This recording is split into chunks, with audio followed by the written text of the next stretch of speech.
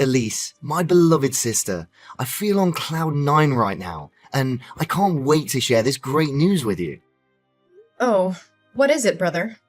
The way you say it makes me feel happy and excited for you already. Tell me, did the employers finally say yes to your job application? Well, not exactly about that, but it doesn't make it any less exciting. As a matter of fact, it's a piece of news that's even more captivating than me getting a job. Look, as I joined my friend's party the other day, I accidentally bumped into this amazingly hot and rich girl. We did a small talk and I was completely blown away when I got to know her family background. Her dad is a hospital director and her mum works as a manager at a bank branch. At the end of our conversation, we even exchanged numbers. Can you believe it? Oh, okay. I'm glad to hear it. But seriously, Michael, you need to stop wasting time on meaningless parties. I mean, you've been jobless for 5 years already. Don't you think it's time for you to wake up, face reality, and, find a stable job to be more financially independent? You're about to turn 35 this year, so you can't just rely on our parents and my paycheck for the rest of your life, can you? Elise, you're such a wet blanket. I've had enough of your lectures and I surely don't need you to tell me what to do with my own life. Listen, this new girl I just met, Hayley, it's the doorway to my future success. You know that. She even asked me out on a date this Friday, which is totally freaking awesome and unexpected. I can't miss this once-of-a-lifetime opportunity, Elise. So just go out with her. There's nothing to be concerned about. But, Elise, it's not as easy as you make it all seem like. My mind was driving me crazy as I didn't come up with any good plan to steal her heart and rush her to come to reach a commitment with me. Nevertheless, an idea just suddenly crossed my mind while I'm talking to you. Michael, the best way you can charm a girl is to be yourself. But I hear you out anyway. So, what's your plan? Okay, my plan is to borrow your husband's fancy car, come to Hayley's place to pick her up, and finally take her to a fine dining restaurant. Well, I don't know, Michael, but I'm afraid it's not a good strategy. First off, you're still having to depend on other people's income to pay for your own bills. So how can you handle the expensive costs of a luxurious restaurant by yourself? Moreover, why on earth do you need my husband's car? You already have your own car, right? Elise, darling, how can you impress a well-off girl like Hayley with my clunker? I mean, that four-banger makes weird sounds like 1,000 frogs farting in unison. By the way, I'm also planning to borrow some cash to pay for the luxurious dinner too, which I think is obviously not a problem for prosperous people like you and your husband, right? Michael, this isn't right. What you're trying to do is deceive her into thinking that you're an affluent guy.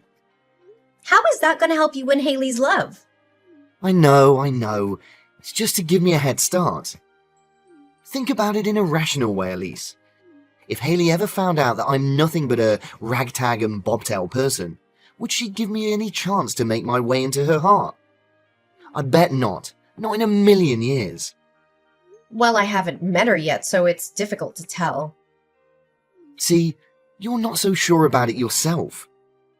But if I approach her as someone who is of her own social status, she'll feel that I'm more worthy to talk to her and open up to me more, which leads to eventual chemistry between the two of us.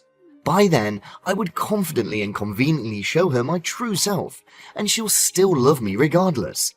So you want to borrow my money and my husband's car. Is that correct? Yes, and no more than that. Please, Elise, you're the one and only sister I've ever had. You always treat me so nicely, and whenever I have it rough, you do the best of your ability so that I can overcome any challenges I encounter. Honestly, for everything you've done to help me so far, I really consider you my second mother, Elise. Of course I will always be there for you, no matter what happens. You're my big brother, my family. How could I do it any other way? So, you agree to lend me your husband's car and some money, right? Please, Elise, this is my one and only shot to get out of the financial stagnance that I've been dealing with for years. Maybe once I get to know Haley to a certain degree, she'll come up with a way to help me find a job in her mum or dad's workplace. Isn't it great, Elise? Oh, Michael. Haven't I always been trying to tell you that we're the most reliable ally of ourselves? Last time, I remember it didn't end so well between you and your ex-girlfriend. You asked me to come up with pickup lines so that you could impress her, and she actually fell for it. But when you guys actually met in person, you froze like a statue and you had nothing else to say other than complimenting her bum. She was so offended that she made up an excuse and headed home right away without even looking back at you. Hey, Elise, stop being so mean to me. I thought we agreed on not reminding ourselves about it anymore. On the other hand, my flirting skills are getting better and better at incredible speed. That's why I'm pretty confident that I can make Haley deeply fall in love with me in no time. All there's left to do is for you to give me the right tools to shine. So, what do you say, Elise? Do we have a deal? Okay, fine. Honestly, I still hold on to my thoughts that lying to someone to make them like you is a totally dull idea. With that being said, you're still my brother, and I should help you the best way I can. That's my sister. I know that I can always count on you no matter what. I'll come over to your house and get the car on Friday, okay?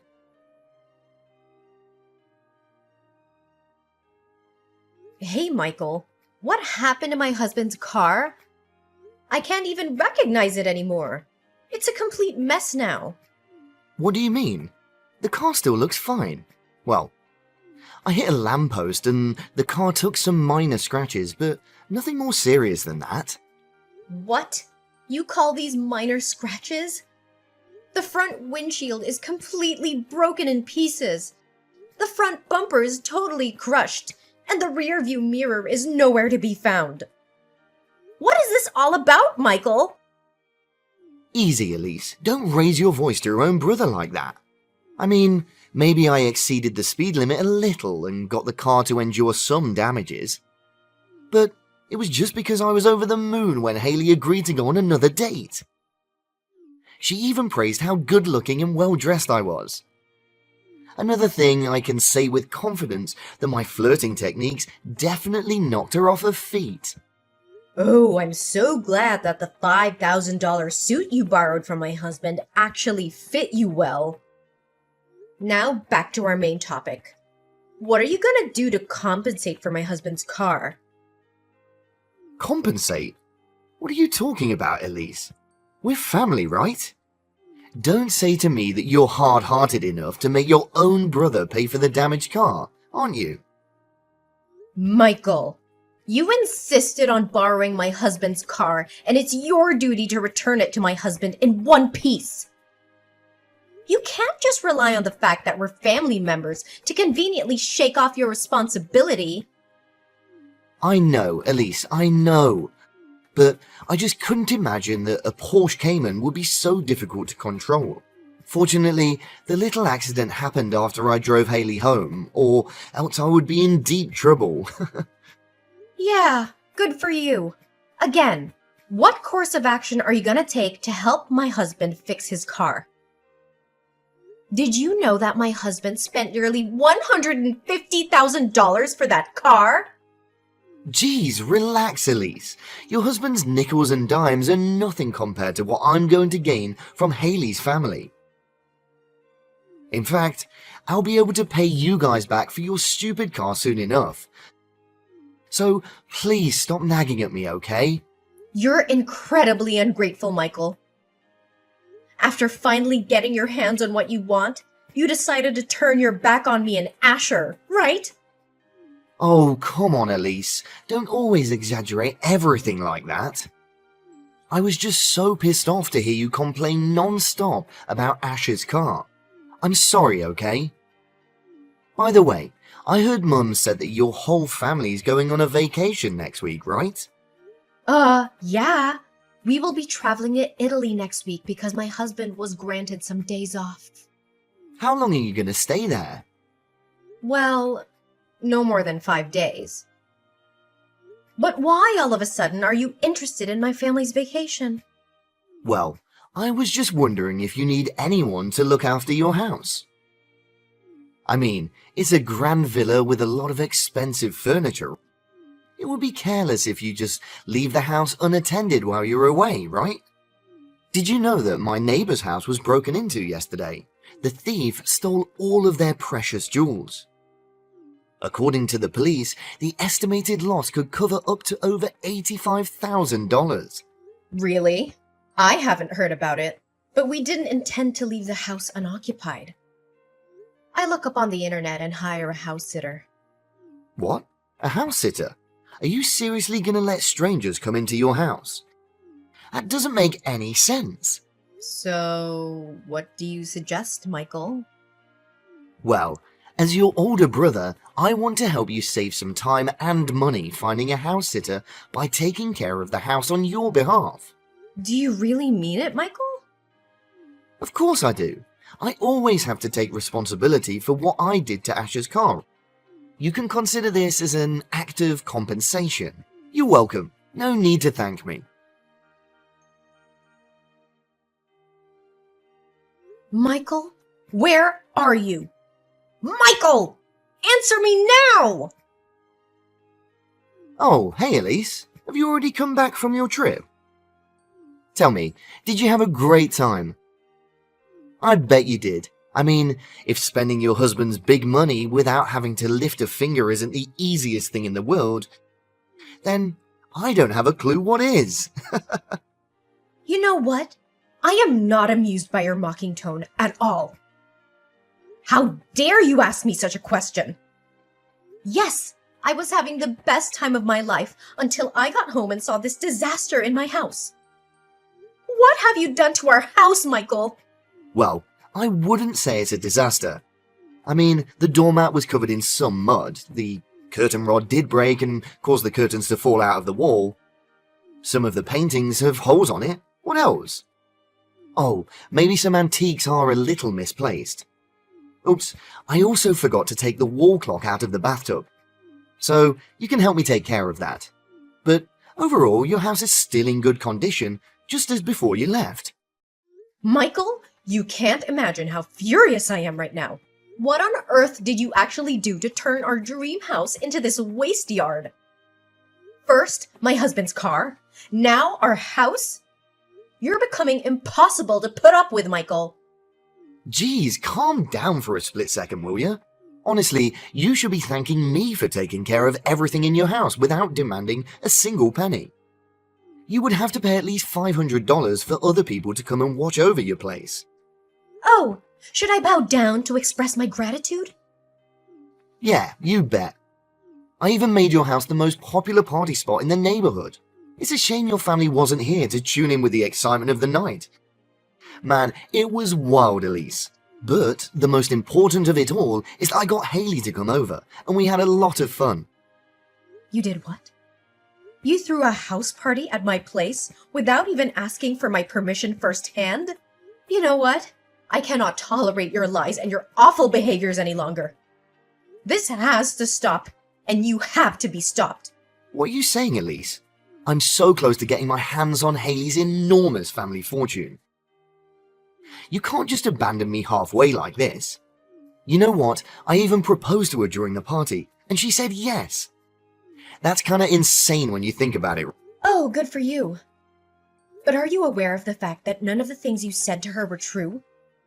What I'm trying to say is, everything you claimed that you own, including the clothes you wear, the car you drive, and the house in which you threw the party, belongs to me and my husband. You're doing nothing but deluding your girlfriend into believing that you're actually living a lavish lifestyle. Michael, I can say with certainty that it won't work out between you and your girlfriend. What do you mean by girlfriend? She's my fiancée now. However, we haven't officially engaged yet, so I still have one last favor to ask for. Elise, my loving sister, can you somehow make me, replace your husband's place at his company? I know that Ash is holding a key position which allows him to earn over $170,000 per year. If I'm not mistaken, he's the director, right? Michael, Have you just lost your mind? How can you come up with such a ridiculous proposal? You borrowed my husband's car and clothes, our house, and now you even dare to ask to usurp his position at the workplace? Your pathological lying is totally incurable, Michael. Oh, come on, Elise. Just take a chill pill and hear the rest of my story, okay? It's just that I was chit-chatting with Haley. I got carried away and happened to, claim myself the director of a big firm. But how can you blame me? I mean, at least I had to come up with some reasonable explanations for the $1 million worth villa I'm living in. Oh yeah, that's totally understandable. After that, regardless of how many times I tried to say no, Haley still insisted on paying a visit to my company. Elise, please sympathize with me. I'm sure that if you were in my position, you would be inclined to have come up with the same reason, right? Sure, but the difference between us is that I never lie and get myself into the same absurdity that you're dealing with right now. Look, why don't you just man up? Just this once and let Haley know the truth. Pfft, what are you even thinking about? I can't just blurt out saying that none of these things I told her about is accurate. It's no different than claiming myself a liar. So you're still conscious of the fact that you're a chronic liar, huh? I'm truly amazed by that. Look, all I need your husband to do is to pretend that I was in his position for one day. He'll become my assistant and tell me how to handle things. Just give me useful advice on how to maintain professionality. Oh, you can show up at the company and become my secretary as well, if you would like. The more the merrier, Michael, I'm warning you that your lies are pushing things way too far. If you don't stop before it's too late, everything will soon be out of control and you'll be facing unavoidably terrible consequences. I know. Just help me one last time, okay? Once my business is done, I won't bother you and your husband anymore. Fine. After all, you're my brother. How could I say no to you? Yes, I knew you would lower your ego and help your brother out. You never disappoint me, Elise. Elise, I thought you agreed to lend me a helping hand. What was that all about? Why did you and your husband make me a complete idiot in Haley's eyes? Well, we didn't do anything, actually. It was you who directed the whole screenplay from the beginning till the end, wasn't it? Me and Asher just played along. Why didn't you inform other staff in your husband's company about my presence in advance? And you should have told me their names too. I got their names all wrong. It was so embarrassing. Well, you bet. You don't know how much I have to refrain myself from bursting into laughter. Oh, and the fact that you held the contract upside down was totally hilarious. You should have seen your face while you were muddling up trying to figure out where to sign on it. Your girlfriend was really disappointed when you asked your assistant to help you with signing a simple contract. It was your husband's trap. He intentionally gave me the contract upside down. Oh, but that wasn't the best part of it all, right? My husband forgot to tell you that he had an important meeting that day. And surprisingly, Asher's business partner that day was actually Haley's father, Mr. Calvin. You deliberately withheld the information that Haley's father was coming that day so that you could humiliate me in front of him, right? I knew you were up to no good. Why was I stupid enough to put my trust in you? I should have trusted my instincts. I humiliated you? Think again. From the way I see it, it was you who made fun of yourself. You were completely clueless and failed to answer every one of Haley's father's questions regarding his business. Mr. Calvin was so out of patience that he said, "Why do you even consider yourself the director?" But I bet he was really struggling not to call you all sorts of crazy things. You and your husband are heartless people, but I'm still the one who gets the last laugh. Because after all, your husband did miss a $34 million 10-year contract, right? He'll be responsible for causing the company to lose so much money. Well, after that, it took me and my husband quite a while to actually explain to Mr. Calvin what was going on. But it was all worth it to throw you off your mask and reveal your white lies. After all we were doing was just to spare Mr. Calvin's daughter from being engaged to a loser like you. He understood that he was willing to give my husband another chance to revisit the contract. How dare you treat me like this? This isn't funny at all. And it's not the kind of thing that a sister should do to her brother. I guess it was kinda harsh when Haley dashed the ring to the ground and trampled it beneath her feet, right? And I bet you could still feel the pain and humiliation from her slap. I hope you learn an invaluable lesson, Michael. And by the way, we're still suing you for damaging my husband's car and wrecking our house. So be prepared.